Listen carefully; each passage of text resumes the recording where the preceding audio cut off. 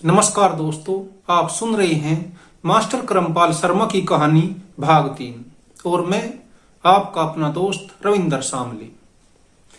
तो दोस्तों, जैसे ही मास्टर क्रमपाल शर्मा जी को सोनोटोन में गाने का मौका मिला और उनकी कैसेटें आनी शुरू हुई तो उन्हें लगातार प्रोग्राम बहुत ही ज्यादा मात्रा में मिलने लगे।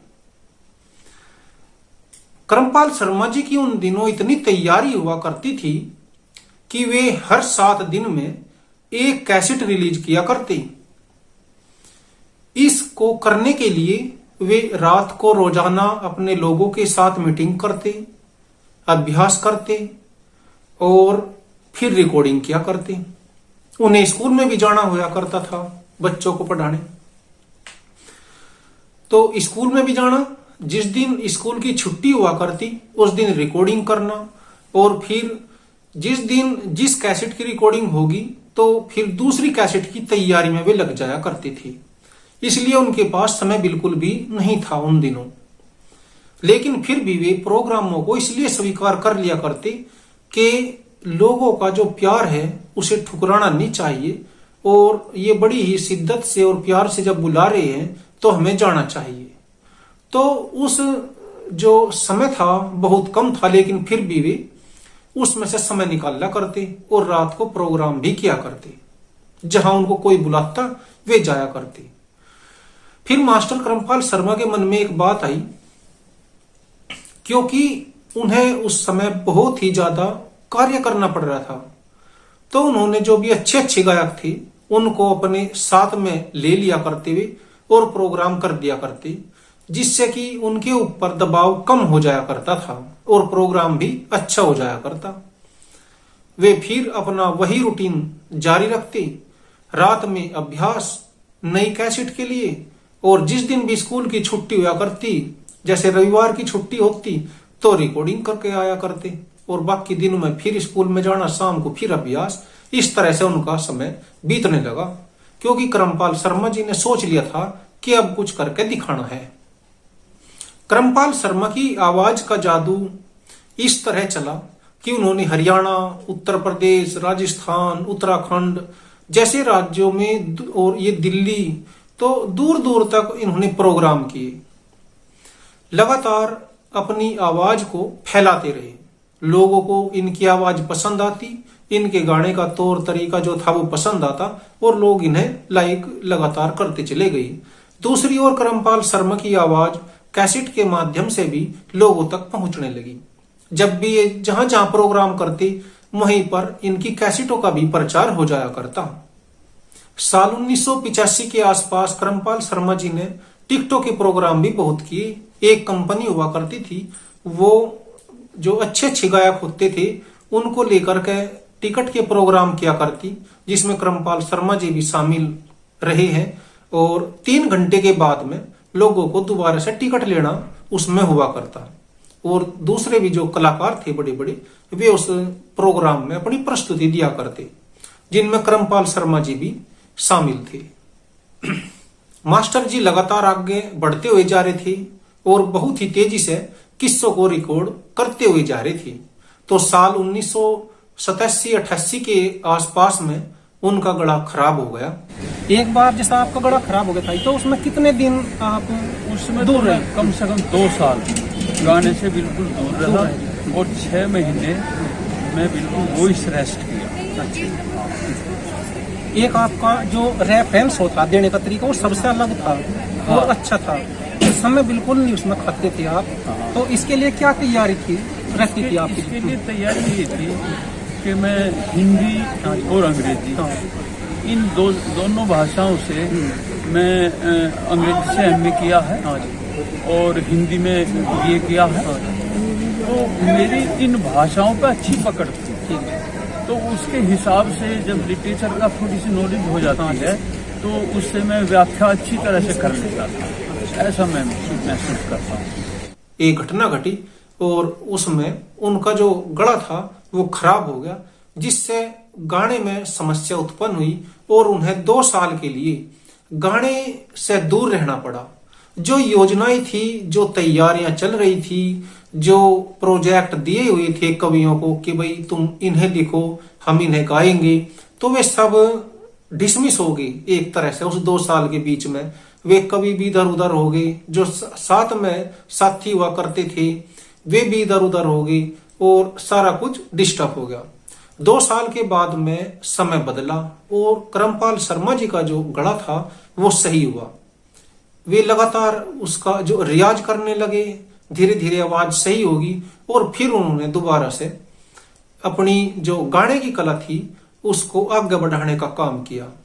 मास्टर जी करमपाल शर्मा बताया करते कि जिस समय राजीव गांधी जी प्रधानमंत्री थे उन दिनों तो स्कूलों में एक वो आई थी, कुछ गीत आए थे कि भाई इन्हें बच्चों को सिखाना है, वे अलग अलग उसमें थे।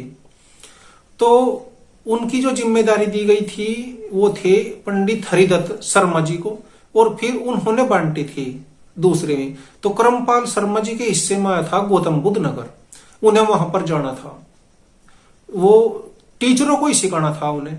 वे जो चीजें दी गई थी कि भाई ये आपको जो वहां टीचर है उन्हें सिखानी है, बाकी फिर वे टीचर अपने आप बच्चों को सिखावेंगे। तो वे वहां देर से गई।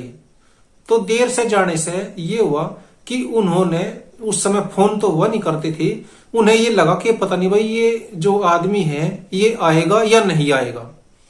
तो उन्होंने मंजू शर्मा को बुला लिया और उन्होंने अपना काम भी शुरू कर दिया। जिस समय ये देर सवेर गए मास्टर करमपाल शर्मा जी, तो इन्हें पता चला कि भाई यहां तो कोई दूसरी टीचर आ चुकी है इस कार्य को करने के लिए। तो इन्होंने बताया कि जी मैं तो ऐसे ऐसे आया था और बाकी आपकी मर्जी है, आपको तो मैं चला जाऊंगा। उन्होंने कहा कि नहीं जी आप जाओ ना, आप और जो मंजू शर्मा जी आप दोनों मिलकर इस कार्य को आगे बढ़ाओ। तो वहीं पे इनकी पहली बार मुलाकात हुई थी मंजू शर्मा से और ये फिर उनको सोनोटोन कैसेट कंपनी में लेकर के गई, मिलवाया, क्योंकि सोनोटोन कैसेट कंपनी वाले कुछ दो चस्पी रागणियां कह रहे थे कि भाई हमें रिकॉर्ड करनी है। उन्होंने वहां पे मंजू शर्मा जी से गुआ करके देखा तो वे पास होगी और उसके बाद में फिर साल 1990 के आसपास से करमपाल शर्मा जी ने मंजू शर्मा के साथ में गाना शुरू किया और फिर जितना इन्होंने पहले गाया था, जब अकेली में आवाज दी थी इन्होंने अपनी गीतों को, तो उससे 1.5 गुने से भी ज्यादा इन्होंने गाया मंजू शर्मा के साथ में। लगातार मास्टर जी नए गीत गाते गए, जो चीज पहले गा दी थी वो रिपीट नहीं की, फिर दूसरी चीजें इन्होंने गाई। यदि मास्टर जी से पूछा जाए कि जी आपने कितनी रागणियां गाई होगी, तो मास्टर जी बताते हैं कि भाई कम से कम 20,000 गीत मैंने गाए हैं। लेकिन लोगों का जो अपना अनुमान है, लोगों का मानना है कि मास्टर जी ने करीब कम से कम 25,000 गीत जरूर गाए हैं। यदि अब की बात करें तो अब तक कितने गीत आपने गाए होंगे जी? देखिए 20,000 गीत तो मेरे ऑन रिकॉर्ड हैं। अच्छा जी, 20,000 गीत है जो वे ऑन रिकॉर्ड है आप? हाँ, गाए हुए जी। हाँ। और सोनोटेक कंपनी अकेली के पास में ही 10,000 है। अच्छा, 10,000 सोनोटेक कंपनी के पास है। हाँ, और बाकी दूसरी कंपनियों में बहुत गाए हैं। और लाइव प्रोग्राम तो रोजाना करते ही रहते हैं। ये भी कहीं ना कहीं आजकल तो 10 साल से कैमरे हर जगह लगते हैं, तो ये भी रिकॉर्ड में ही होते हैं, लेकिन इनकी गिनती कोई नहीं। करमपाल शर्मा जी के कुछ गीत तो ऐसे हैं जो अब जा उपलब्ध भी नहीं है। बचपन में हमारे पास में ये कैसेट हुआ करती, डाकू मान सिंह का किस्सा था सोनोटोन में, तो वो किस्सा अब कहीं नहीं है। मैंने खूब सर्च करके देखा, वो कहीं नहीं मुझे दिखाई दिया। वो उसमें जो रागणियां थी वे सभी करमपाल शर्मा जी की थी। उनमें 3 रागणियां थी, जो वे 3 रागणी में एक रागणी तो थी अकेली मंजू शर्मा जी की और 2 रागणी 2 चस्पी थी करमपाल शर्मा जी के साथ में, बाकी करमपाल शर्मा जी की थी। तो उसमें जो शुरुआत होती थी उस किस्से की इस तरह होती थी कि आगरा के राठौर खेड़ा गांव में 2 धनाढ्य परिवार रहा करते थे। एक तुलसीराम ब्राह्मण का था तो दूसरा परिवार ठाकुर मान सिंह का था। यहां से उस किस्से की शुरुआत हुआ करती। और उसमें सबसे पहली जो 2 रागनी थी वे करमपाल शर्मा और मंजू शर्मा जी की आवाज में थी। और उसमें कुछ इस तरह थी बोल उसके, जो पहली रागनी थी उसमें ये कहते हैं कि आ गोरी बाहों में आ, बाहों में आ, बाहों में आ। फिर वो कहती कि अरे कमीने चल ला जा, चल ला जा, तू चल ला जा, क्या तेरे हृदय में हर नहीं, पर हमें किसी का डर, पर हमको किसी का डर नहीं, कुछ इस तरह की थी। उसी में एक और रागनी थी मास्टर जी, उसमें वो गाया करते कि जब ठाकुर मान सिंह उसके पास जाता है तुलसीराम को समझाने के लिए और कहता है कि शर्म कुछ तू कर ली, तू अधर्म तय डर ली, कन्या को दिए छोड़ नहीं तो बिना ही तू मर ले। तो एक ये थी, एक और थी उसमें सबसे आखिरी की वीर रस की थी, वो बहुत ही ज्यादा उसमें थे कि कुछ इस तरह की लाइन हुआ करती कि अपना घर बर्बाद किया पर धर्म के नियम निभा दिए, 20 जवान सभी तुलसी के यम के द्वार पहुंचा दिए। कुछ इस तरह से वो रागनी थी। और ये जो सभी गीत थे ये गाए हुए, ये उनके लिखे हुए थे हरिराम बैंसला जी के। और एक और कैसेट थी करमपाल शर्मा जी की, वो पूरी की पूरी फिल्मी रंगों पे थी। सभी जो गीत थे उसमें वे 2 चस्पी थे, करमपाल शर्मा के और मंजू शर्मा जी के। उसमें एक लाइन याद है मुझे, एक वो थी लाइन उनमें मतलब किसी गीत की कि खेत बुआई आ रहे हैं, मक्का में खोद लगानी है, कुछ इस तरह से थी। एक थी और भी थी कई चीजें मेरे याद नहीं है ये, क्योंकि ये करीब 30 साल से भी ज्यादा पुरानी बात है या जो जब मैंने ध्यान किया तो ये 2-4 चीज मेरे याद आई। और भी ऐसे किस्से होंगे जो करमपाल जी ने जैसा गाए और अब उपलब्ध नहीं है, वे खो गए कैसेट कंपनियों से या कोई बात होगी। एक और उनकी रागनी हुआ करती, वो भी नहीं फिर मुझे सुनने को मिली। वो थी कि मेरी भैंस घनी बदकार राम जी सू, कड़वाती को आधार राम जी सू। ये थी एक मास्टर जी गाई हुई बहुत पुरानी रागनी है ये भी। तो मास्टर जी ने बहुत सारी चीजें गाई, हर एक चीज पर उनकी बहुत ही जोरदार पकड़ रहती थी। रंग फिल्मी हो या देसी हो, जैसे भी पकड़ लेते और बिल्कुल उसको चसकने नहीं देते थे। जैसे जहां जरूरत होती थी उसको ऐसे ही तार दिया करते। ये काबिलियत थी मास्टर जी की। और सबसे बड़ी जो उनकी गायकी में बात हुआ करती वो ये थी कि कहीं भी कोई अक्सर ऐसा नहीं होता था कि पता ना चला हो कि ये क्या कह दिया या कोई शब्द रड़ गया हो, ऐसी कोई कभी घटना नहीं होती थी। वे बिल्कुल साफ स्वच्छ गाते थे। और एक और चीज है, मास्टर जी हमेशा ज्यादा ऊंचे सुरों के चक्कर में नहीं रही। उनका मानना है कि ज्यादा ऊंचे सुरों के चक्कर में जो वास्तविकता होती है भावों की वो कहीं खो जाती है।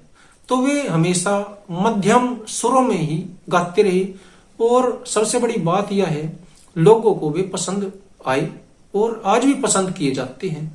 एक तरह से इतने सारे गीत गाने वाले कभी कभी जन्म लेते हैं। मास्टर जी की एक मनपसंद रागनी है कि खरे आदमी मुंह पे कह दे डरा नहीं करते, भाई की हो आपसी कर पे तो जड़ा नहीं करते। इस तरह की एक रागनी है, वो मास्टर जी की मतलब मनपसंद रागनी मानी जाती है। यहां से आगे की जो बात है दोस्तों वो अगले वीडियो में करेंगे, क्योंकि फिर वीडियो बहुत ज्यादा लंबा हो जाता है। नमस्कार।